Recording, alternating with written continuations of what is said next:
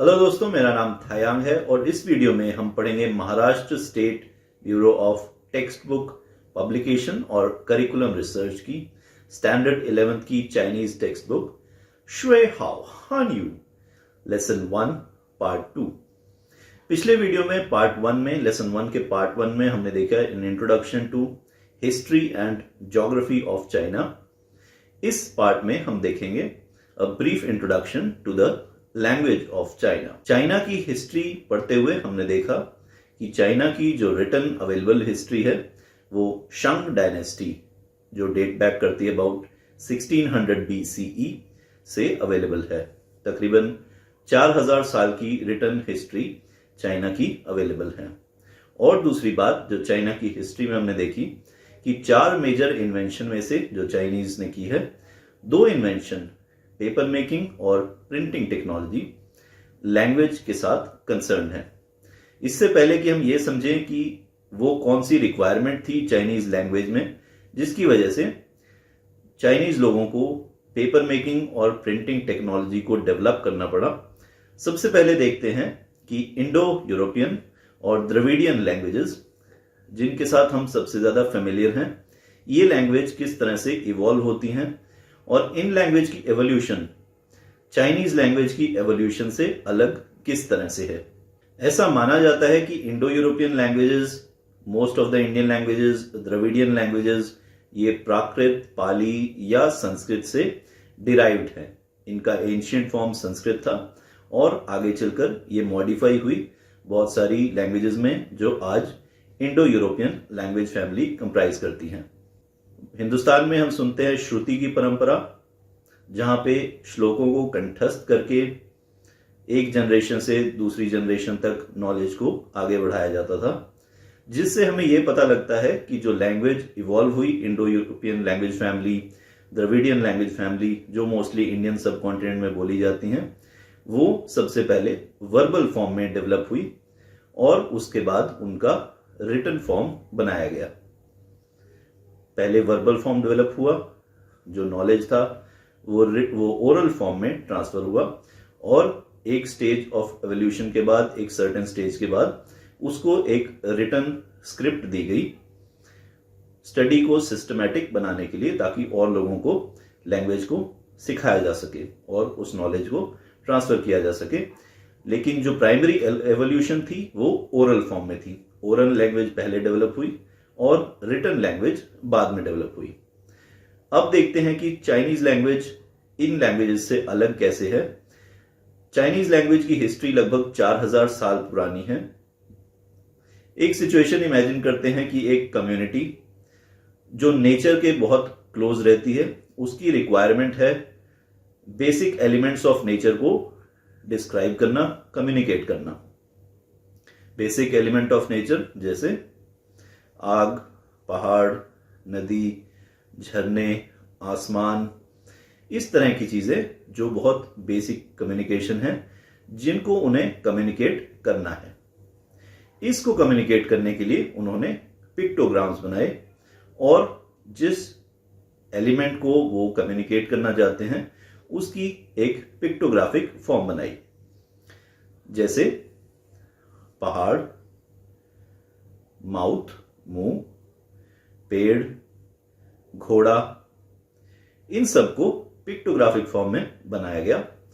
क्योंकि circular form में नहीं बनाया जा सकता था, सूरज, चांद, इनकी भी पिक्टोग्राफिक फॉर्म बनाई गई, लेकिन वो स्क्वायर शेप में बनाई गई क्योंकि उसको ड्रॉ करना आसान है। तो इस कम्युनिटी ने सबसे पहले बेसिक एलिमेंट्स जो उनके सर्वाइवल के लिए एसेंशियल थे, उनकी पिक्टोग्राफिक फॉर्म बनाई और उससे कम्युनिकेट किया। उसको एक साउंड भी दी, लेकिन प्राइमरी जो लैंग्वेज डेवलप हुई वो रिटन फॉर्म में हुई। इन सिंबल्स को वाइडली ट्रांसफर किया गया। जो पिक्टोग्राफ्स थे वो डिस्ट्रीब्यूट हुए, कम्युनिकेशन में यूज हुए। उसके साथ उन पिक्टोग्राफ्स को साउंड भी दी गई। जैसा कि हमने इंडो यूरोपियन फैमिलीज में देखा कि जो लैंग्वेज होती है ओरल फॉर्म में जब एक जगह से दूसरी जगह जाती है तो 40 से 50 किलोमीटर के डिस्टेंस पर उसमें कुछ वेरिएशन आ जाता है, बोली में फर्क आ जाता है और इस बोली के फर्क से हम किसी एरिया के आदमी को पहचान सकते हैं कि वो किस एरिया से बिलोंग करता है। जैसे हिमाचल में आप किस एरिया से हैं वो आपकी बोली से अंदाजा लगाया जा सकता है। ऐसे ही पंजाब में अमृतसर में बोली जाने वाली पंजाबी अलग है और मोहाली में बोले जाने वाली पंजाबी अलग है, और इस बोली से आप अंदाजा लगा सकते हैं कि कोई आदमी मोहाली से बिलोंग करता है या अमृतसर से। तो ओरल फॉर्म में जब कोई लैंग्वेज चलती है तो कुछ सर्टेन डिस्टेंस के बाद उसमें वेरिएशन आता है, और एक सफिशिएंट डिस्टेंस के बाद उसमें वेरिएशन इतना हो जाता है कि वो ओरिजिनल लैंग्वेज से काफी डिफरेंट हो जाता है। इस स्टेज पर उसको एक अलग स्क्रिप्ट देके एक अलग भाषा भी बनाया जा सकता है। चाइनीज लैंग्वेज की इवोल्यूशन इससे अलग हुई। सबसे पहले पिक्टोग्राफ्स बनाए गए। पिक्टोग्राफ्स को वाइड स्प्रेड यूज किया गया। पिक्टोग्राफ ट्रेवल हुए, उसके साथ उनकी साउंड भी थी, लेकिन साउंड जो थी वो थोड़े थोड़े डिस्टेंस के बाद चेंज होती रही, लेकिन पिक्टोग्राफ्स चेंज नहीं हुए।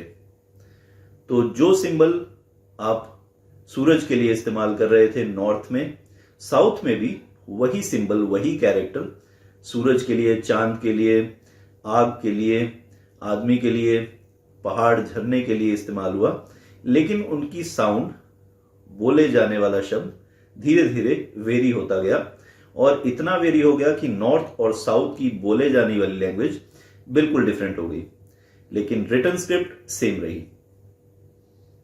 इसलिए जो कॉमन लैंग्वेज है चाइनीज लैंग्वेज, वो रिटन फॉर्म में नॉर्थ और साउथ में कोई भी पढ़ेगा वो सेम पढ़ेगा, लेकिन जब वो उसको बोलेगा तो वो दोनों एकदम डिफरेंट तरीके से बोलेगा। इतना डिफरेंट कि उन दोनों बोले जाने वाले वर्ड्स में किसी तरह की कोई सिमिलैरिटी नहीं मिलेगी।